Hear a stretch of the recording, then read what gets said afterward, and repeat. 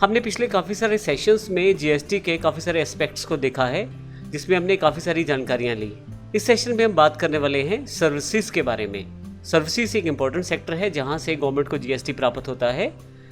इसमें अभी जो सबसे इम्पोर्टेंट बदलाव हुआ है वो है जीएसटी में सर्विसेज का आना।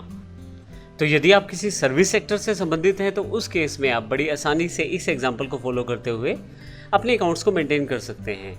इसमें बेसिक्स एंट्रीज तो वैसी ही रहती हैं जो एक नॉर्मल एंट्री प्रोसेस में हम करते हैं टैली में, लेकिन जो सर्विसेज से रिलेटेड एंट्रीज हैं उनका हम इस पूरे सेशन में जानकारी लेने वाले हैं। सबसे पहले बात करते हैं हमें कौन कौन से लेजर्स चाहिए इस एग्जाम्पल को बनाने के लिए। तो सबसे पहले मुझे कैपिटल चाहिए क्योंकि मैं बिजनेस में इन्वेस्ट करना चाहता हूँ। आईडीबीआई बैंक का अकाउंट है। फिर मैंने यहाँ पे 2 क्रेडिटर्स लिए हैं, चंडीगढ़ एचआर सर्विसेज कंपनी और क्रिएटिव इंटरनेट। एक क्रेडिटर जो है जिससे मैं एक सर्विस परचेज़ करता हूँ, एचआर सर्विसेज मैं परचेज़ करता हूँ चंडीगढ़ एचआर सर्विसेज कंपनी से। क्योंकि यह क्रेडिटर पंजाब से है तो इसका मतलब मुझे ये जो सर्विसेज परचेज़ करनी है पंजाब से है।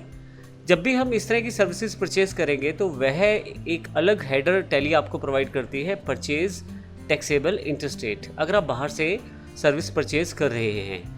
लेकिन इसका जो हेड रहता है वो इनडायरेक्ट एक्सपेंसेस ही रहता है।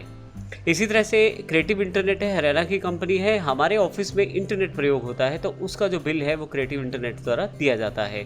क्रिएटिव इंटरनेट कंपनी जो है वो हरियाणा बेस्ड कंपनी है, तो इस कारण से इसका जो हेड आने वाला है परचेज टैक्सेबल, परंतु ग्रुप में यह इनडायरेक्ट एक्सपेंसेस के ग्रुप में जाने वाला एक्सपेंसेस है। अब यहाँ पे ध्यान रखिएगा, हम सर्विसेज को परचेज़ करते हैं तो वो हमारी एक तरह से परचेज़ कहलाती है। अगर आप राज्य से बाहर से परचेज़ करें तो परचेज़ टैक्सेबल इंटरस्टेट कहलाएगी।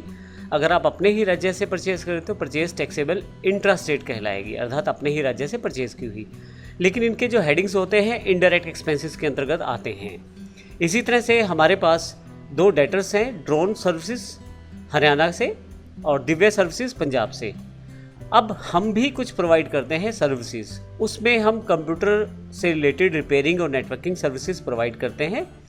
अब इसे हम सेल्स के अंतर्गत मानते हैं। एक तरह से ये हमारी सेल्स मानी जाएगी। हम किसी प्रोडक्ट को सेल नहीं करते, हम सर्विस को सेल करते हैं। ऐसे केस में ड्रोन सर्विसेज जो हरियाणा की कंपनी है, वहाँ जो हम सर्विसेज प्रोवाइड करेंगे वह इंट्रा स्टेट सर्विसेज कहलाएगी, अपने ही राज्य में दी गई सर्विसेज, और यह सेल्स टैक्सेबल कैटेगरी के अंतर्गत आएंगी। परंतु इसे एक्चुअली हमारी सेल्स माना जाएगा तो एक तरह से हमारी इनकम के अंतर्गत आएगा, डायरेक्ट इनकम में। इसी तरह से दिव्या सर्विसेज पंजाब जो इंटरस्टेट एक कंपनी है, उसको भी हम इस तरह की सर्विसेज प्रोवाइड करते हैं, परंतु यह हमारे राज्य से बाहर है। इस कारण जो हम ये सर्विसेज प्रोवाइड करेंगे यह इंटरस्टेट सर्विसेज कहलाएगी और यह टैक्सेबल है और हमारी सेल्स के अंतर्गत काउंट की जाएंगी। और इसके लिए हम सेल्स टैक्सेबल इंटरस्टेट कैटेगरी को सिलेक्ट करेंगे। हम ये कैटेगरीज कहाँ सेलेक्ट करेंगे, हम नेक्स्ट सेशन में एग्जांपल्स में इनको देखने वाले भी हैं। इसी के साथ ये हमारी डायरेक्ट इनकम भी मानी जाएंगी। साथ में आपको जीएसटी के टैक्सेस की इंफॉर्मेशन स्टोर करने के लिए सीजीएसटी, सेंट्रल जीएसटी को स्टोर करने के लिए एसजीएसटी, स्टेट जीएसटी को, आईजीएसटी, इंटीग्रेटेड जीएसटी को स्टोर करने के लिए तीनों हमने अकाउंट्स अलग से बना दिए हैं। ये तीनों लेजर्स ड्यूटीज़ एंड टैक्सेस के अंतर्गत बनेंगी।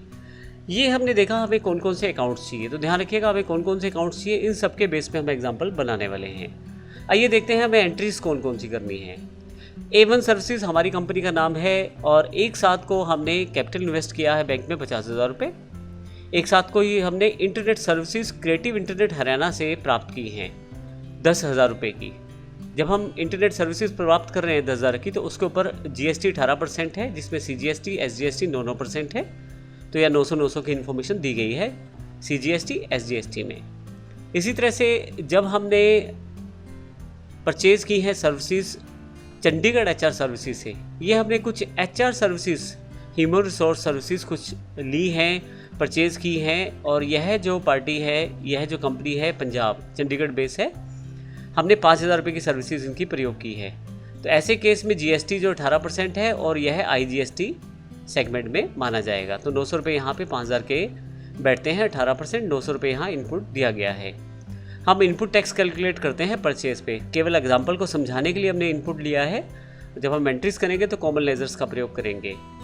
इसी तरह से 2 एंट्रीज हम सेल्स की करने वाले हैं। हम रिपेयर सर्विसिंग प्रोवाइड करते हैं दिव्या सर्विस पंजाब को, क्योंकि यह इंटर स्टेट सर्विस कहलाएगी अब हमारी सेल्स के अंतर्गत आनी चाहिए और हमारा ये जो प्रोसेस है ये एक तरह से IGST 18% के अंतर्गत आएगा GST में, तो 2700 रुपये इसके ऊपर टैक्स बैठेगा। इसी तरह से हमने ड्रोन सर्विसेज अम्बाला को कुछ सर्विसेज प्रोवाइड की हैं, रिपेयरिंग सेगमेंट की और नेटवर्किंग बेस की, उसके ऊपर भी 18% टैक्स है क्योंकि हरियाणा की कंपनी है ड्रोन कंप्यूटर, तो इस केस में हमने CGST और SGST 9% यहाँ पे दिखाया है। अब यदि आप इस पूरे टैक्स को कैलकुलेट करें तो आपके पास CGST जो है 900 रुपये आपने पे किया है परचेज पे, परंतु आपने सेल्स में लिया है 1080 रुपये, तो जो डिफरेंस है 180 रुपये वो ड्यू है आपके ऊपर। इसी तरह से 900 रुपये SGST और आउटपुट 1080, तो ड्यू यहाँ भी 180 रुपये है। यहाँ पे आपके पास 250 रुपये आए हैं, लेकिन आपने जो पे किए हैं परचेज करते हुए सर्विसेज वो 900 रुपये हैं, तो 1800 रुपये का यहाँ डिफरेंस है। अगर तीनों का टोटल कर दिया जाए तो हमारी ड्यू अमाउंट आ जाएगी जो हमने गवर्नमेंट को पे करनी है, वो है 2160 रुपये। तो हमें अब यहाँ पे 2160 रुपये गवर्नमेंट को पे करने हैं। इन सब को प्रैक्टिकली हम एंट्रीज़ के साथ देखने वाले हैं और इसके लिए हम अगले सेशन का प्रयोग करने वाले हैं। तो अगले सेशन में हम देखेंगे किस प्रकार बारी बारी से हम एंट्रीज़ को करके देखेंगे और आसान करेंगे अपने कार्य को, और देखेंगे कि टैली में हम सर्विसेज की एंट्री को किस प्रकार से स्टोर कर सकते हैं। धन्यवाद।